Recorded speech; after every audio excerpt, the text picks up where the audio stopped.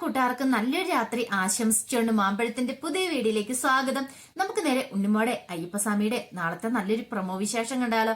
അങ്ങനെ നാളത്തെ പ്രമോ വിശേഷം നമ്മൾ കാണുന്ന ദേവകിയമ്മ ക്ഷേത്രത്തിലേക്ക് പോവാണ്.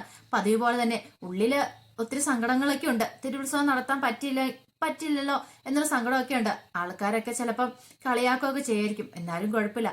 അയ്യപ്പസ്വാമിക്ക് ഒരു പക്ഷെ താനും ഉണ്ണിമോളും ഉത്സവം നടത്തുന്ന ഇഷ്ടമില്ലായിരിക്കും. അതുകൊണ്ടായിരിക്കും ഇങ്ങനെ എന്തെങ്കിലും അതിന് തക്കതായ ഒരു കാരണം കാണുമായിരിക്കും എന്നും പറഞ്ഞുകൊണ്ട് ദേവിക അമ്മയ്ക്ക് അയ്യപ്പസ്വാമിയോട് പിണങ്ങിയിരിക്കാനൊന്നും സാധിക്കില്ല. പതിവ് പോലെ തന്നെ ക്ഷേത്രത്തിൽ പോയി ദേവിക പ്രാർത്ഥിക്കുകയാണ്. പിന്നീട് ഉണ്ണിമോൾ എത്രയും പെട്ടെന്ന് തിരികെ വരണമെന്ന ദേവികമ്മയുടെ പ്രാർത്ഥന. പാവം എവിടെ എന്താന്ന് പോലും അറിയത്തില്ല.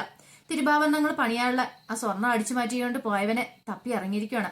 അങ്ങനെ പ്രാർത്ഥനയൊക്കെ കഴിഞ്ഞ് ദേവയമ്മ അങ്ങോട്ട് വരുമ്പോഴത്തേനും രാജീവൻ അങ്ങോട്ട് വന്നു. ഈ സമയം വിനോദ് ക്ഷേത്രത്തിലേക്ക് വരുന്നുണ്ട്. കാരണം വിനോദ് ആദ്യമൊക്കെ ഭയങ്കരമായിട്ട് മടിച്ചു ക്ഷേത്രത്തിലേക്ക് പോകാനായിട്ട്. വിനോദിന് എന്തോ താല്പര്യക്കുറവായിരുന്നു.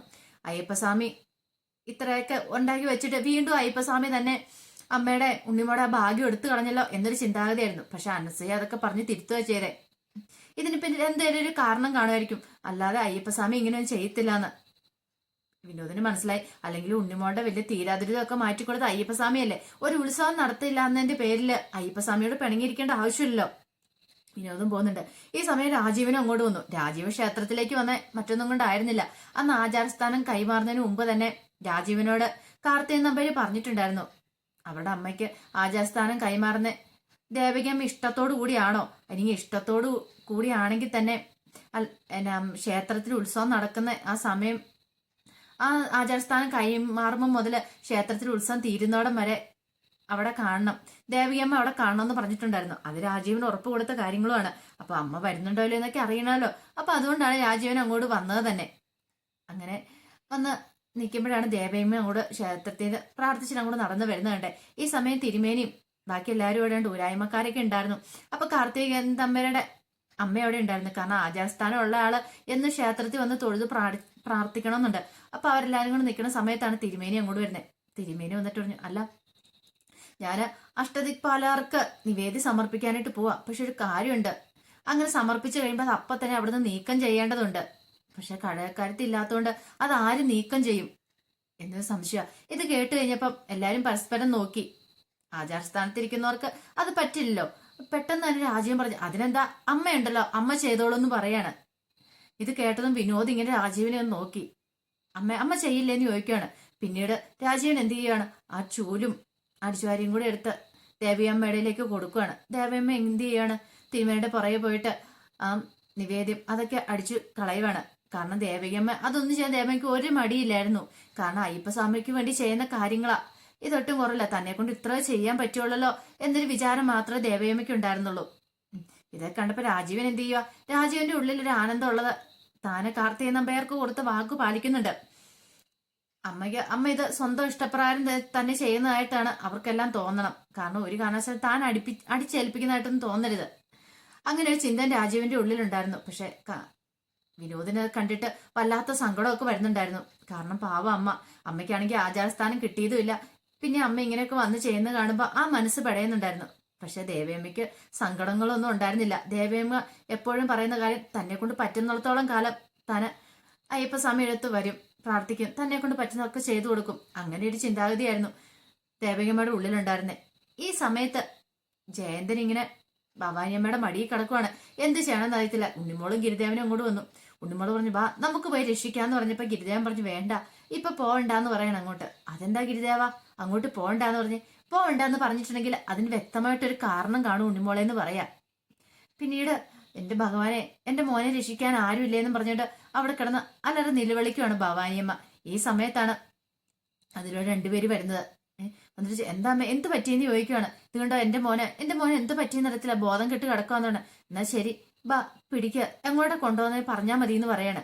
പിന്നീട് നേരെ കല്ലുവിന്റെ അരിയിലേക്കാണ് കൊണ്ടുവന്നത്, ആ വീട്ടിലേക്കാണ് കൊണ്ടുവരുന്നത്. അങ്ങനെ ആ വീട്ടിലേക്ക് കൊണ്ടുവന്ന് അവിടെ കിടത്തുക, ആ മുറിയിലേക്ക് കയറ്റി കിടത്തുക. ആ സമയത്തും ജയന്തന് ബോധമൊന്നും വീണിട്ടുണ്ടായിരുന്നില്ല. ജയന്തൻ ഇങ്ങനെ അതേ കിടപ്പ് തന്നെ കിടക്കുമായിരുന്നു. പിന്നീട് ഉണ്ണിമോളും ഗിരിദേവനും കൂടെ നേരെ ജയന്തന്റെ അരിയിലേക്ക് വരുവാണ്. ഉണ്ണിമോൾക്ക് വല്ലാത്തൊരു ടെൻഷനൊക്കെ ഉണ്ടായിരുന്നു. ജയന്തൻ എന്ത് പറ്റി എന്നോടൊരു ആകാംക്ഷ ഉണ്ടായിരുന്നു. വന്നു കഴിഞ്ഞപ്പോ ജയന്തന് ബോധം ഉണ്ടായിരുന്നില്ല. ഗിരിദേവ ഇനിയിപ്പോ നമ്മൾ എന്ത് ചെയ്യും, ജയന്തൻ ബോധം പോലും ഇല്ലല്ലോ. പാവം ഭവാനിയമ്മയ്ക്ക് ഭയങ്കര സങ്കടമായി. ഇനിയിപ്പോ എന്ത് ചെയ്യാൻ പറ്റുമെന്ന് ചോദിക്കുകയാണ്. എന്തേലും സംഭവിച്ചു പോയിട്ടുണ്ടെങ്കിൽ ആ അമ്മയ്ക്ക് സങ്കടം സഹിക്കാൻ പറ്റില്ലെന്ന് പറയാം. ഉണ്ണിമോള് പേടിക്കാതെ ഒന്നും സംഭവിക്കില്ലെന്ന് പറയണം. പിന്നീട് ഗിരിദേവൻ എന്ത് ചെയ്യണം, അവിടെ ഒന്ന് ഒരു നിമിഷം ഒന്ന് കണ്ണടച്ചൊന്ന് പ്രാർത്ഥിക്കുന്നുണ്ട്.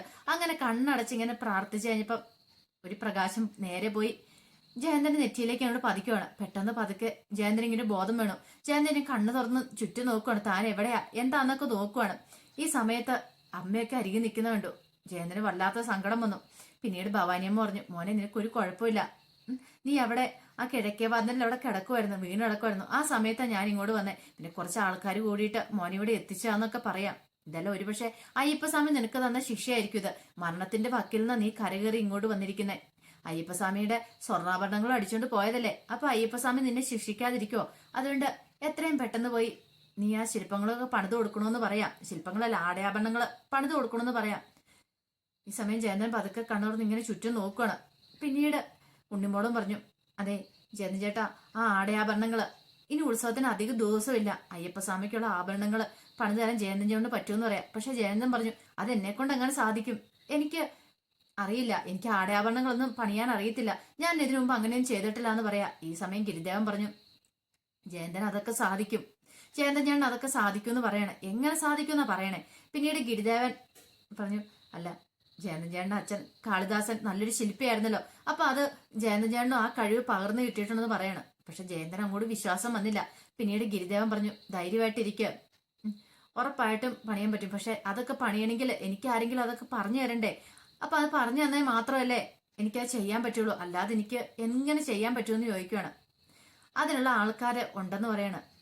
ഇതെന്താ ഗിരിദേവൻ പറയണേ, എനിക്കൊന്നും മനസ്സിലാവുന്നില്ലെന്ന് ഭവാനിയമ്മ പറയണം. അല്ല ജയന്തനെ സഹായിക്കാനായിട്ട് ആരാ വരൂന്ന് പറയണേ. ജയന്തൻ ചേട്ടന്റെ അച്ഛൻ തന്നെ വരൂന്ന് പറയാം. ഇത് കേട്ടും ഭവാനിയമ്മ ചെട്ടി. ഗിരിദേവൻ എന്താ പറയണേ? അതെ, ജയന്തൻ ചേട്ടന്റെ അച്ഛൻ ഇപ്പോഴും ജീവിച്ചിരിക്കുന്നുണ്ട്, നമ്മളിനി പോകുന്ന അദ്ദേഹത്തിന്റെ അരിയിലേക്കായിരിക്കും എന്ന് പറയണം. പക്ഷെ ഭവാനിയമ്മയ്ക്ക് അത് വിശ്വാസം വന്നില്ല.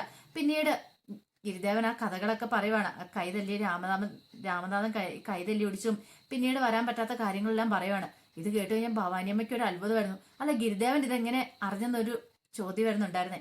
ഈ സമയം ഉണ്ണിമോള് പറഞ്ഞു, ഗിരിദേവനോട് ചോദിക്കണ്ട, ഗിരിദേവൻ ഇങ്ങനത്തെ കാര്യങ്ങളെല്ലാം അറിയാന്ന് പറയാണ്. പിന്നീട് ഭവാനിയമ്മേനെയൊക്കെ കൂട്ടിക്കൊണ്ട് നേരെ ക്ഷേത്രത്തിലേക്ക് പോവാണ്. എല്ലാ സമയത്തും കൃത്യം രാത്രി ഒരു പാതിരാത്രി കഴിഞ്ഞ സമയത്ത് അങ്ങോട്ട് കാളിദാസൻ വരുന്നതാണ്. അങ്ങനെ അവിടെ പോയി കാളിദാസന് വേണ്ടി ഇങ്ങനെ കാത്തിരിക്കുക. അങ്ങനെ രാത്രിയായി. പതിവ് പോലെ തന്നെ കാളിദാസൻ ഒരു പുഷ്പവുമായിട്ട് നേരെ അയ്യപ്പസ്വാമിയുടെ അരിയിലേക്ക് വരുവാണ്. അയ്യപ്പസ്വാമിയുടെ അടുത്ത് കൊണ്ടുവന്ന് പുഷ്പം വെച്ച് പ്രാർത്ഥിച്ചിട്ട് തിരിഞ്ഞു നോക്കുന്നു ഭവാനിയമ്മയുടെ മുഖത്തേക്കാണ്. ഭവാനിയമ്മയെ കണ്ടത് ഒരു നിമിഷം അന്തം വിട്ടുപോയി. ഒരിക്കലും പ്രതീക്ഷിച്ചില്ല തന്റെ ഭാര്യനെ ഇവിടെ വെച്ച് കാണാൻ പറ്റുന്നേ. കുറെ കാലങ്ങളായി എവിടെ എന്താന്ന് പോലും അറിയത്തില്ലായിരുന്നു. അന്വേഷിക്കാത്ത സ്ഥലങ്ങളില്ല. ഓരോ സ്ഥലങ്ങളിലൊക്കെ അന്വേഷിച്ച് നടന്നപ്പോഴും അലഞ്ഞിരിഞ്ഞപ്പോഴും തന്റെ ഭാര്യനെ മകനെ അന്വേഷിച്ചിട്ടുണ്ടായിരുന്നു. ഒരു ദിവസം തന്നെ മുന്നിൽ കൊണ്ടേ വരണം. അവനെ നല്ലൊരു ആളാക്കണം, അവനെ ഉന്നതിയിൽ എത്തിക്കണമെന്ന് ഏറ്റവും വലിയ ആഗ്രഹമായിരുന്നു. അതിനു വേണ്ടി മാത്രമാണ് ഭഗവാന്റെ മുന്നിൽ നിന്ന് എന്നും വന്ന് പ്രാർത്ഥിച്ചുകൊണ്ടിരുന്നത്. അങ്ങനെ ഭവാനിയമ്മേനെ കണ്ടതും ഭവാനിയമ്മേനെ പോയി കെട്ടിപ്പിടിക്കുകയാണ് കാളിദാസൻ.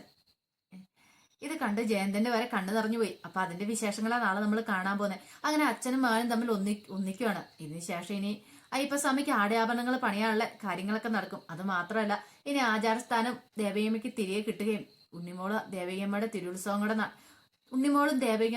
കൂടി ചേർന്ന് തിരുവുത്സവമൊക്കെ നടത്തുകയും ചെയ്യും. അപ്പൊ അതിന്റെ വിശേഷങ്ങളൊക്കെ കാണാൻ പോകുന്നത്. ആ വിശേഷങ്ങൾക്കായി നമുക്ക് എല്ലാവർക്കും കാത്തിരിക്കാം കേട്ടോ. ഒരിക്കൽ കൂടി എല്ലാവർക്കും നല്ലൊരു രാത്രി ആശംസിച്ചുകൊണ്ട് നിർത്തുന്നു. നന്ദി.